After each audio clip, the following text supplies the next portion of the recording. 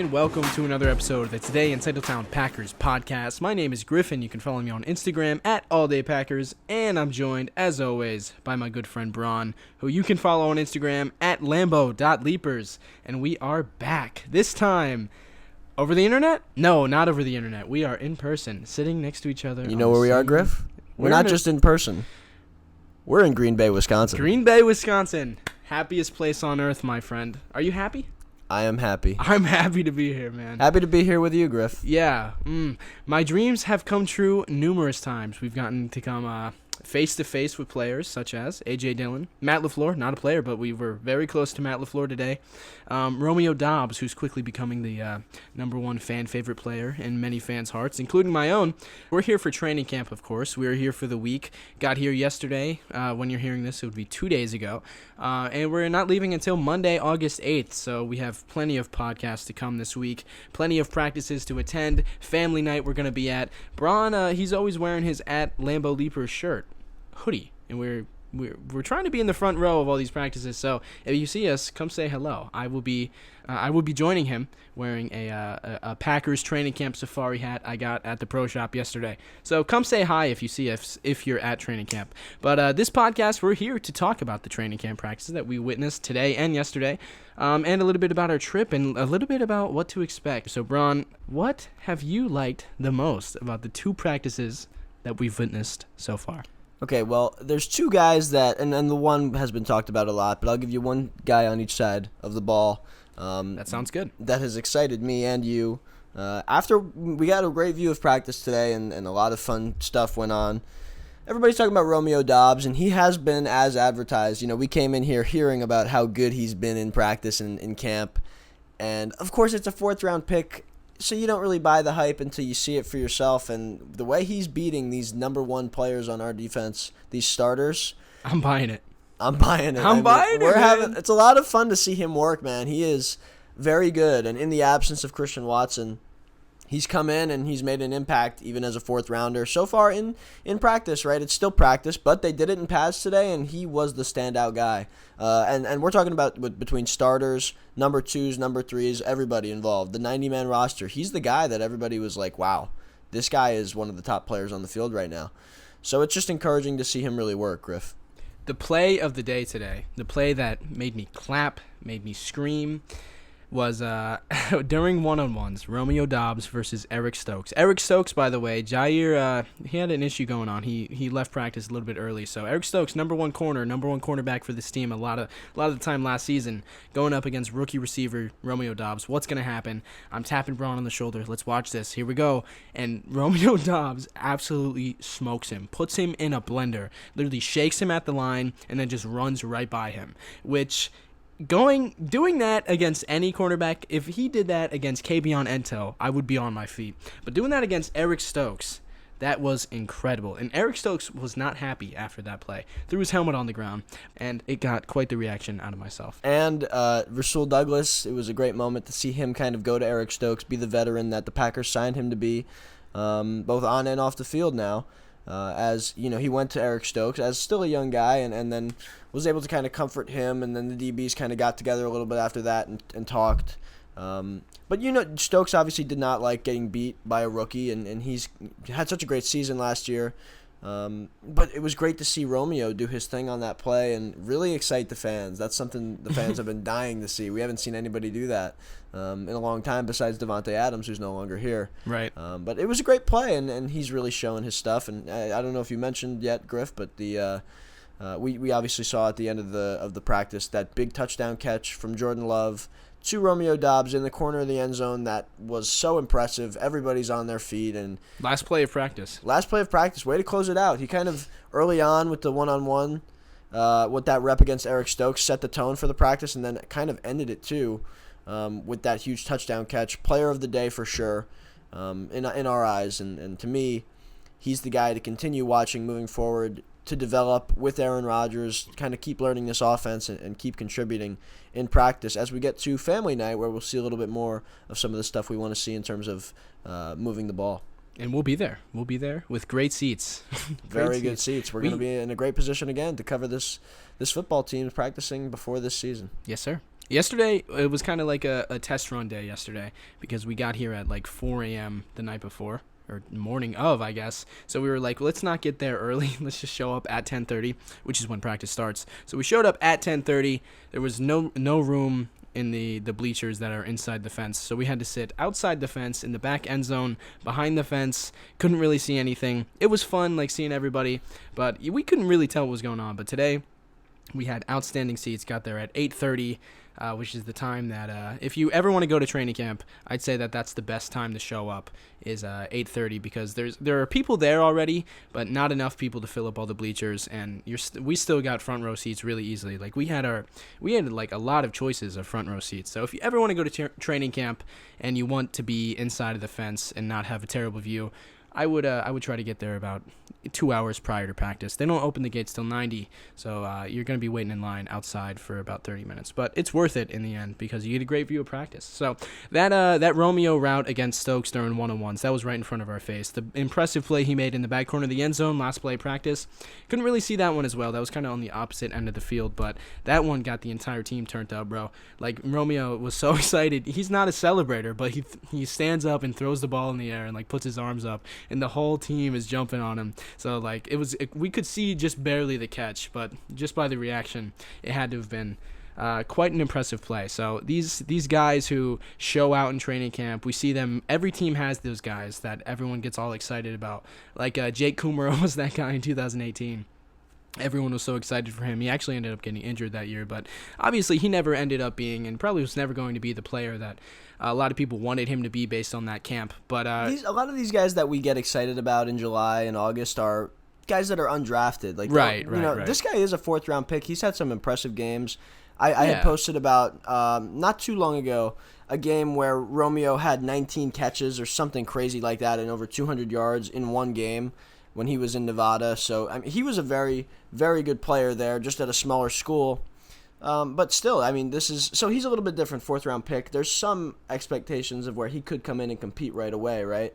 So that's the kind of the difference between a lot of those guys like Juwan Winfrey and others who have excited people over the past few years. But he does look really good, and I'm excited about him for sure. Yeah, my point was that, like, I didn't know how to feel about him just reading the tweets, but seeing him in person, he just looks like a receiver. Without even watching him play, he just looks like a guy who's going to be a difference maker. And then watching him actually run routes on the field, he is very special. Went to a small school, makes sense why he didn't get drafted very early, but going up against the likes of Eric Stokes, playing against the best defense in the league at practice, and he's able to make the plays that he's making, I'm very excited to not only watch him in the preseason, but watch him in the regular season because it looks like he's going to be getting quite a few snaps right away, especially with Christian Watson out right now, which I wish we'd be able to watch him. Yeah, it's a bummer. It's a bummer that we're not going to be able to watch him probably because Rogers mentioned, a few weeks? Yeah. He said that at his press conference Even last though week. he was jumping up at the end of that catch with Romeo. He's jumping. He's riding bikes. Yeah. I don't know. We saw him riding that bike, using that knee to get some extra boost on the children's bike. Yeah, we were up close and personal with him today. Yeah. That was pretty cool. Didn't ask for a picture. Maybe kind of regret that. He seems like a very nice kid, though, as does Romeo. So these rookie receivers, I'm excited about them. Another guy, Bron, that I know. You already know because we got excited watching him go at it with some of the offensive linemen. Devontae Wyatt. He looked quite good today. What a disruptor he was. Oh, my God, dude. Some of the one-on-ones, he was just dominating. I don't know if it's because I've never been that close to a professional football game in my life. Like, actually, like, being able to hear the pads like that, like, smack each other. But watching him just destroy John Runyon during one-on-ones, that was the best thing I've seen in my life. That was incredible, dude. He was literally just, like, unblockable. He looked like a bigger Aaron Donald. Like, he was just dominant, dude. I cannot wait to watch him. Like, at this point, I don't think there's any kind of reality where he isn't a future All-Pro. Like, dude, he looks amazing, man. He was flying around. I mean, he was clearly faster than most of the guys that we saw do those other one-on-ones. I don't think you're overreacting. Maybe the Aaron Donald comment a little bit, but but the other things, like, he's much faster than some of those guys that were out there, and he's doing that against our starting left guard, Griff. He is a rookie. He's coming in. He's physically just much bigger than many of the guys we've brought in over the years at that position. He's very exciting. He looks so fast. He was just so absolutely ferocious when he is attacking the offensive lineman. And he was getting to the quarterback within less than 2 seconds of when that ball is getting snapped in those one-on-ones. And he's doing it in the game, too. He's picking his moments, though, I think, and he's smart about that. He's not giving it 100%. He's diagnosing what's going on. And when he's not going to be involved in the play in a way that he can disrupt things, he's going to make sure that he keeps that energy so he can have those big bursts when he knows he's got a shot at the quarterback. Right, on third down, like those were the reps that we were watching when he was destroying John Runyon. Those were like passing snaps. Like he's just going to tee off. He doesn't have to two gap anyone. He's just going to try to get by you. And in those situations, he's going to be crazy. I think we're going to see him in those situations only because a lot of today he was playing with the twos. He's that defensive lineman room. It's very crowded, man. Like, it was one of our biggest weaknesses the last few off seasons. We have Kenny Clark, just similar to the receivers. We have Kenny Clark and then nobody else. But as of right now, it seems like Devontae Wyatt is behind guys like even T.J. Slayton, also Jerron Reed, also Dean Lowry. Like, I don't know if he's going to be an every down player right away, like we're probably going to see from Watson and Dobbs and Quay Walker. I think they're going to kind of wait on Devontae Wyatt, but by the end of the season, it won't surprise me if he's our starter. I think the good thing, though, is, too, like you said, that room is so deep that they don't have to send Kenny out there for 90% of the snaps. That's right, man. They're going to be that guy. A lot of rotations can be going on now. Where things are going to be a little bit more smooth. When we get to those big downs, these guys aren't going to be so gassed up. And it's going to be a little bit better for us, I think, as a football team defensively in terms of personnel changes and the groups that we're going to bring in to have talent behind Kenny Clark and Dean Lowry and the other starters that were in there. Bringing in Jerron Reed, bringing in a guy like Devontae Wyatt in the first round, they just have so much talent. T.J. Slayton was very impressive last year when he was getting snaps. He looked good today, too. The whole defensive line group was having a lot of success against some of those backup guys on the O-line. Yeah, our O-line is like the defense just average enough. Where the defense won the day for yeah. sure. It was that offensive line is given. Rogers does not have a lot of time. Offense. Yeah, making it tough for Rogers in the offense. But when they do have. When the defense is having that success, which is most of the time when they're getting to the quarterback like that, a lot of the times, even on the plays where the offense was having success, it could have been stopped with a sack, if the defense was going 100%, Right. So you got to be excited about what they're doing, and then once we get a guy like David back at left tackle, Elton back at right tackle, and then we can start filling in with the depth we have and not having those guys out there starting, it'll make things easier on both sides, and we'll be in a better position to win football games. Having this great defense compete against this really great offense and quarterback, it's just going to make us better. And then when we're playing teams like, the Lions and all these other bad teams, it's going to be a lot easier, and we're going to win a lot more games. And like you were saying, with Kenny Clark playing 90% of snaps, it's the future of the NFL is playing with lighter defenses, with more defensive backs, because it's more advantageous for the defense to prioritize stopping the pass than it is to stop the run. So Joe Barry wants to play that way, with more defensive backs on the field to take away the pass game. And it's hard to play that way when a team can just commit to running the ball on you. And we've had games where teams commit to running the ball on us, like the Minnesota game in 2020, the San Francisco 49ers game, the Mike Pettin, it's two Mike Pettin classics right there, who also wanted to play in a similar fashion. It's hard to win games on defense when a team is able to run the ball like that on you. And Kenny Clark has to be in there in those games for 90% of the snaps, because if we take him out, then it's going to be even easier for the offense to run the ball on us. So now having a group that having a group like that is so deep, and Kenny Clark doesn't have to play that much, because let's face it, these linemen, man, they don't have the best stamina in the world. Kenny Clark late in the fourth quarter gets pretty gassed, and sometimes it can be noticeable that the defensive line is just struggling to finish the game, So having a group that runs that deep and we're able to sub guys in and out, it's going to make the defense really, really tough to stop. And the offense, they know that. They know that after 2 days of training camp that we've witnessed, because it's been tough on them. One thing I did notice, too, and I'm going to go back to the defense a little bit in terms of depth, a point I want to make, too. But one thing we definitely noticed, and I mentioned to you, Griff, was the way that I felt the offense was just much more smooth, getting in and out of the huddle, changing personnel groups. It looked like the offense was kind of caught up and ready to go at times, with Matt LaFleur kind of at the helm. I think the defense can definitely get better with the sense of urgency, getting in and out of the huddle, and getting the personnel groups correct based on what the offense is doing. Yeah, we saw a lot of running in and out from the defense. Yeah, a lot of guys a little bit lagging behind, and that's normal. That happens in games, but you want to get better at that, and doing it in practice is definitely not encouraging. So that's one thing I think we definitely saw. And I think they'll clean that up too. But like we have a lot of that rotation going on, they're going to have to make sure that is getting done efficiently. The rotating and the switching of guys in and out, especially on that defensive line, the way they're going to have to be kind of rotating to keep them all fresh. They're going to have to figure that out, and hopefully they will over these next few weeks in the preseason and whatnot as well. Let's move to another point here. The defensive backs. So Jair goes down. He didn't even go down. It was apparently not injury related. Really, I have no idea what happened there. Side note, I think his family was sitting right next to us, above us, so that was pretty cool. But anyways, he was in pads at the start of practice, first one on the field like usual. Then about halfway through, he goes to the locker room, comes back out with no pads on. Don't know what happened there. But anyways, the Packers, they dealt with that situation all of last year pretty much. So Eric Stokes moves to number 1. We've got Rasul Douglas. And then no Chandon Sullivan this year, so guess who it is? Shamar John Charles, who... Man, I'm really rooting for the guy. But he's only in year 2, and he hasn't really shown anything that really gets you excited. So I think that has to be the number one weakness on this team, especially on the defensive side of the ball. The secondary, the starting 5 in the secondary is incredible, but anyone behind that, a lot of question marks. Yeah, when you look at that group, they did bring in Keyshawn Nixon, who was hurt today rehabbing for pretty much that whole practice.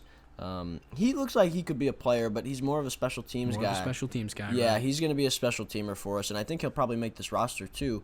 But he is going to be a slot guy, if anything. But right now it's Shamar, but he just hasn't looked great, and he's one of the many guys that are just not showing up like in practice. Guys are beating that second string group pretty well.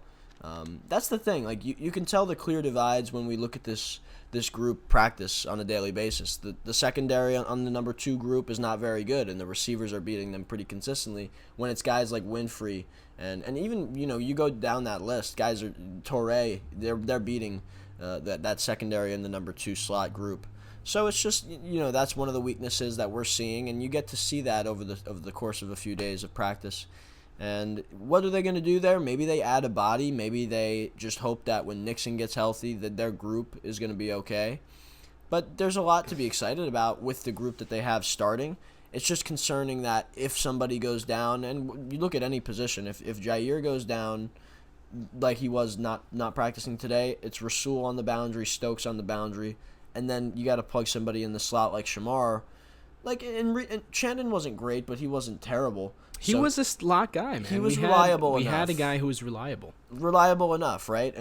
But now Shamar, we can't label him as reliable, I don't think yet for sure. And that puts us in a tough position because all you need is one weakness to target. Yeah. From an offensive We always talk about that, right? Yeah. That NFC Championship game, Tom Brady just going after Chandon. At that time, it was Chandon and Kevin King, yeah. right? So that's the point. Like, you got to have a lockdown defense where there aren't any clear and obvious points to target for a guy like Tom Brady or other good quarterbacks that can kind of do that sort of thing. Yeah, like the starting 3 cornerbacks are just incredible. Best trio in football probably, but knowing that any of those guys go down and all of a sudden we've got Shamar starting for us. The same thing goes right, and the same thing goes with the safeties. They drafted Tariq Carpenter, but he's more of like a linebacker hybrid type, so can he be plugged in? An Oren Burks type? Oren Burks type, gosh. Oh, my goodness. But, right, if Savage were to go down, is it Vernon Scott? And are we confident in that? He did pick off Jordan Love to end Made team a great drills. play. That was not this past practice, but the one before. Monday's practice. He made a great play there, and Jordan Love made a bad throw. But, can we rely on him consistently? Probably not yet. He's a good backup, but can he be the starter type if one of those guys was to go down? Are we happy with that? Are we confident in that? You can't have a perfect roster. Not everybody's going to be a starter as your backup, if that makes sense. You can't have starters backing up always. There's a lot of guys that just aren't going to be that way. But unless you're a receiver on the Tampa Bay Buccaneers. Oh, yeah. Why can't we do that, right? Why can't we just get another good player? But whatever. That's the point is, it'd be better if we could have some more depth. But the good news is we don't need that yet. We don't have a need at any position at corner or safety because those guys are going to play and they're going to be healthy. And until that changes, we're going to be okay. It's really nitpicking the roster, which Brian has done a great job of assembling, especially after the way that things ended with Devontae Adams, to keep pretty much everybody we want on this roster and add some guys too that are going to make an impact we're going to have a chance to win it this year again, and that's all you can ask for at this point. So with Aaron Rodgers still here, things are going to be good, and I like the roster where it stands. But those are just some small things you notice watching a couple days of practice.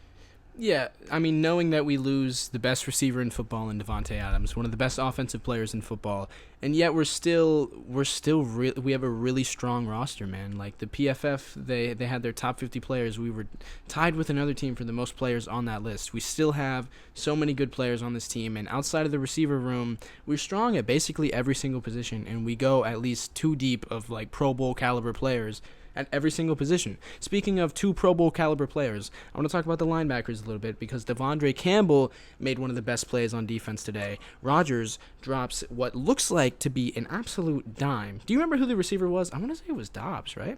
It doesn't matter. Devondre Campbell just uses his height, jumps up, bats it, and it's incomplete, and that got the crowd on their feet too. That was an incredible play, and just seeing him on the sideline, we didn't see too much from Quay today. We really weren't able to get a really good view of what he was doing. We're definitely going to look for him later in the week, but today we didn't really see much from him. But just seeing him on the sideline with Devondre, looking at them like they're almost the same height. Devondre is coaching him up. It's just like that. I'm so excited for that pairing, man. Devondre last year, the first All-Pro linebacker that we've had since Ray Nitschke, and we have another guy in Quay Walker who has all the tools to be as good as that, if not better than that, in the future. So, like, I'm just so excited. It's your favorite position on the team, Bron, outside of the quarterback. I know that. So, I'm excited to watch these guys, man, and they are the centerpiece of the defense. Yeah, I just love this duo, and obviously I loved the way Devondre Campbell played last year, and from the beginning I was just so excited about how he was moving. We remember that Week 1 game. A lot of people were trashing him. Week 2 even. Week 2 as well. Things got, a lot of people were saying, here we go again with the linebackers, right? But we saw how fast he was, how mobile he is, just moving sideline to sideline. Nothing like it we've seen in a long time, right? The combination of size, speed, pursuit, he's special, man. Tackle ability and Seeing strength. it in person, and that hair, special, that man. flowing hair and that he's hair. got. Best hair on the team. Now that Devontae's gone, he's got the best hair on the team. Well, I think Aaron might have a bone to pick with that one. Yeah. But I mean, a lot of good hair on this team. A lot of good hair on this roster. Darnell's growing the hair out. Jones is growing the hair out. We're winning the hair Super Bowl this year. We are, man. But, yeah, no, I mean, he's a special guy, a special player. And pairing a guy like Quay with him who... And it's funny because we watched them stand next to each other, Griff, and I said to you, these guys look identical body types. Like, they just have the same height. They look the same Quay needs to bulk up a little bit more, and they're clones of each other pretty much. Yeah, basically. But I do like the way that Quay is going to be able to play for us in the passing game, which might let Devondre be able to do a little more in terms of rushing the passer, which I'd like to see him get more involved in too. But he's such a dog when it comes to the, playing the passing game too, getting out there and covering guys. Like we saw today, like you said, he broke up that big pass that was going to be a huge completion. That duo is going to be something special. If Quay can continue to develop, he made a nice a non-tackle stop on A.J. Dillon in the running game today, which we saw, which that's obviously encouraging. The key will be when the games start to come around, can he put him down on the ground? But I'm encouraged by, he looks like he can. He's got the size and strength. He's very long, and he's very fast too. Special body type, special physicality, and the attributes he has of speed, size, and strength are going to be crucial to what he's doing for us. Next to Devondre, if we can have a guy anything close to Devondre, next to Devondre, I mean, what more can you ask for there? Yeah, and a position that for the last how many years has just been a position that Brian Gutekunst and this front office has treated just as like, who's available? Who's on the street that we can bring in for 1 year? Blake Martinez, not very good, average linebacker. He's our starter because we just, and even after Blake Fifth round Martinez, pick there, right? Yeah, right. Not huge investments, but for some reason they decided that Quay was the guy that they're willing to put all their chips on in that position. And that's after we have an all-pro there. Right. For the first time in how many years? They must have found somebody that they exactly what they're looking for in terms of body type. And maybe a change in philosophy with Joe Barry. Something I mentioned very early when he was hired is he coached middle linebackers with the Rams and the Chargers. When that's a thing. I mean, he's going to want a guy like possibly early. That's a position he obviously is going to value, considering that's his main position coaching wise. Right. That's what I said, and it's good. It's good to see them valuing that position again. And I don't know if it's something you can credit totally to Joe Barry or if it's something Brian. Maybe it was just circumstance, right? But now they're certainly putting valuable assets into that position, and that is reaping benefits. It made us a different defense having a guy like the linebacker position, who's involved in just about everything on the defensive side and is relaying those signals to the other players. We've got 2 guys now there that have extreme assets, whether it's the first-round pick for Quay or the millions of dollars and multiple years of contract we invested into Devondre. So It's very exciting to see them put all that into it, and the position's going to be one with depth, strength, and 2 really good starters this year. And going into the last 4 or 5 seasons with the mentality of let's hope this position isn't atrocious. Let's hope they don't miss too many tackles. Let's hope they just go where they're supposed to go. They're not going to be playmaking guys. Guys like Kamal Martin, they're not going to be playmaking guys. Even Chris Barnes, who was starting next to Devondre Campbell last season, even Chris Barnes, it's like we know he's not going to be that good of a player. Now we have Devondre Campbell, who we know is a great player, and Quay Walker, who can develop into one of the best at that position. It's such a huge turnaround, and that being the quarterback of the defense everywhere else at all levels on that defense is already so talented. I'm buying into the hype for this Packers defense, and it looks like the rest of the NFL is too. I hear a lot of people around the NFL media land talking about how good this defense is on paper, and watching it in person the last 2 days, they definitely look like they could be the best defense in the league.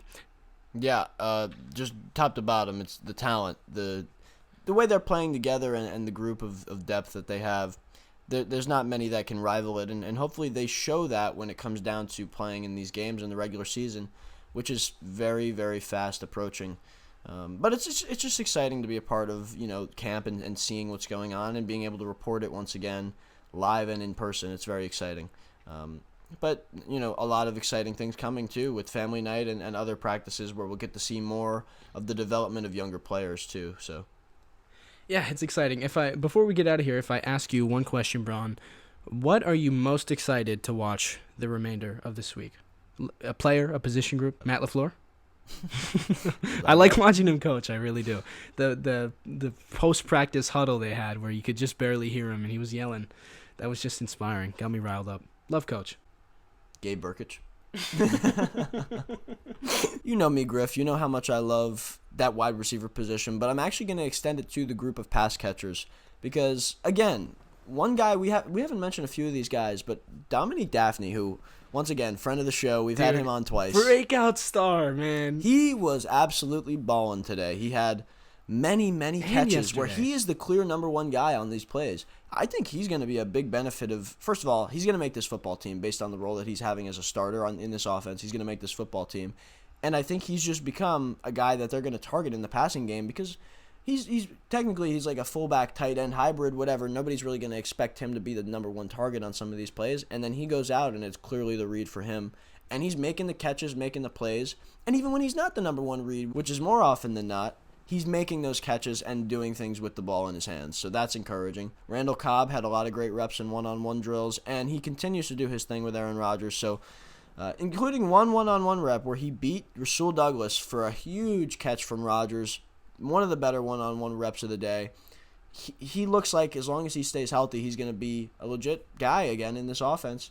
And Amari Rogers, who has struggled a little bit on special teams again this offseason, but he slimmed down this offseason, somewhere between 13 and 16 pounds he's lost since the end of the season, which is crazy.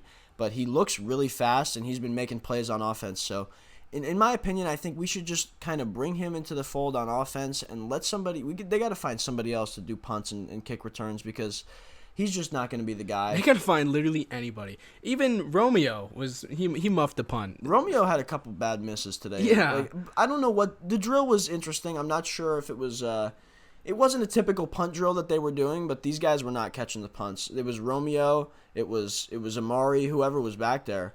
Ishmael Hyman was back there, who they just kind of signed a couple weeks ago. Nobody was catching those. They finally, a couple of them caught it, but it was just a very sloppy, messy drill. So I'm sure that the Rich Bisaccia was not happy with that. And apparently Rich Bisaccia was cursing out Amari Rogers after practice today. It wasn't good, but my hope and dream for Amari Rogers is that he is kind of pulled away from special teams and can start focusing on offense a little bit more.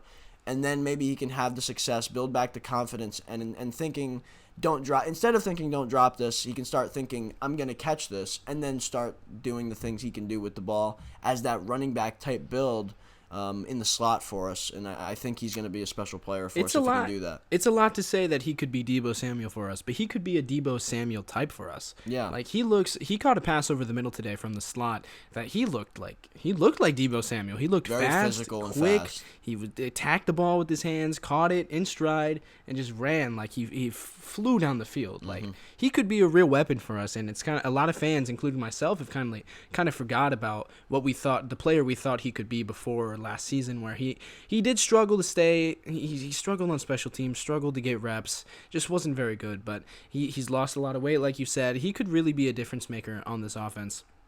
And then Dom Daphne. So, man, yesterday we had a bad view all around, but we did get a great view of the tight red zone stuff that the starters were working on because they were closest to us because we were behind the end zone. So we got a great view of all that going on. And Dom Daphne, man, he's going to catch a couple touchdowns this year, I'm telling you, man, because he is so good in the red zone. He's such a big target, and I haven't seen one target of his that hasn't resulted in a completion.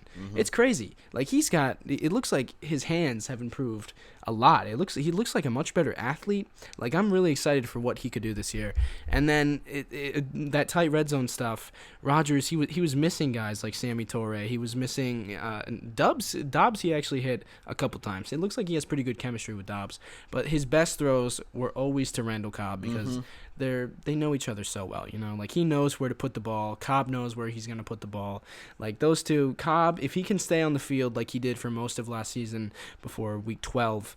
He was having a really solid year before he got hurt, and if he can just stay healthy again, which is a lot to ask of a 32-year-old, but him and Rogers, without Devontae, he's going to be looking at Cobb a lot, and it just judging by how the offense looks schematically that we've seen in 2 days of practice, it looks like Cobb is going to get his fair share of targets here, so it's exciting, definitely, this group of pass catchers. Even guys like A.J. Dillon, or Aaron Jones we know is going to be a threat in the passing game, but A.J. Dillon, he looks so fast. He looks like he looks bigger than ever, but also like a better athlete than ever.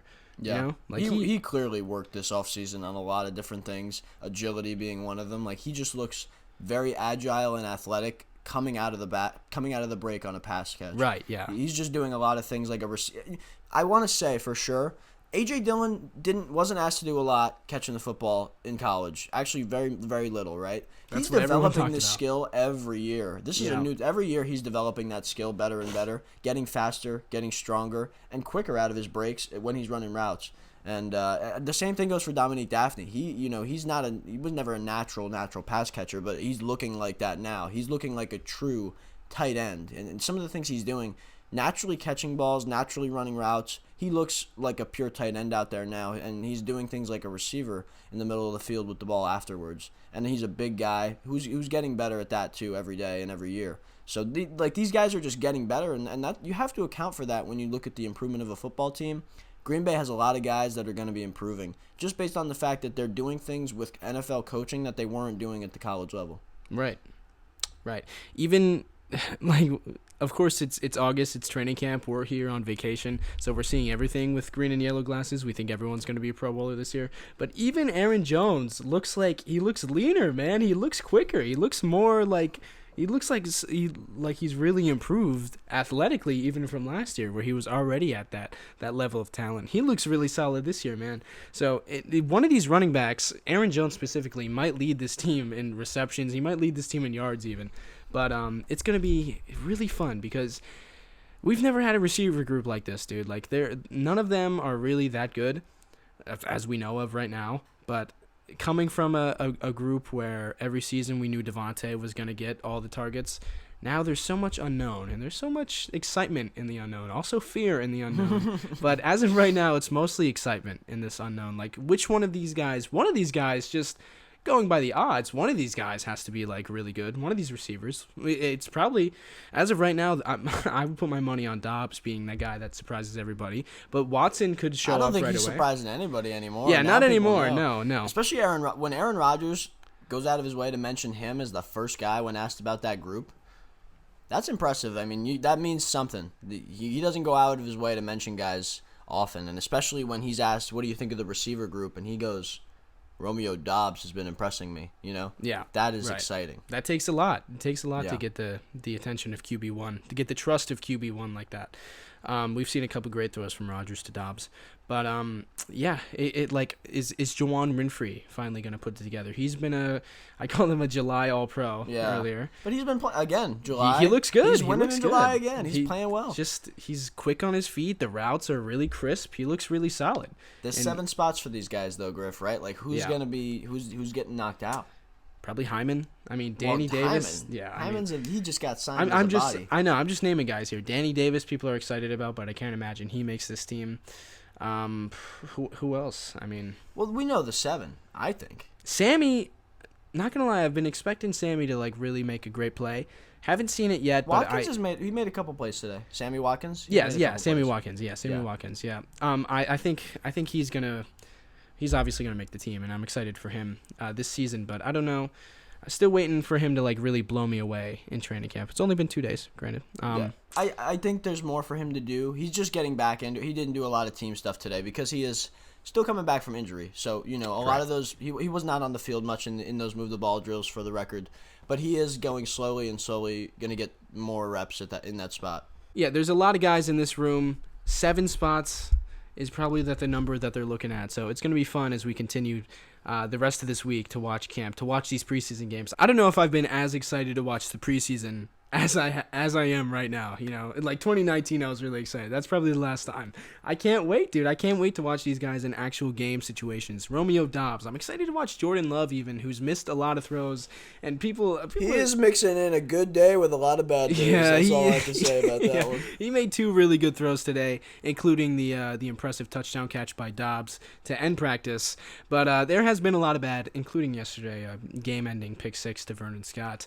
But I'm excited to watch him in the preseason, man. I am, because I don't know what to expect of him, but I'm excited. That's all I am. It's still the beginning of this vacation. We're gonna be here till next Monday, so I'm excited to watch the remainder of these. This is more like a workcation. All these podcasts of going to practice, reporting practice. No, but we love it. It's fun, man. It's fun.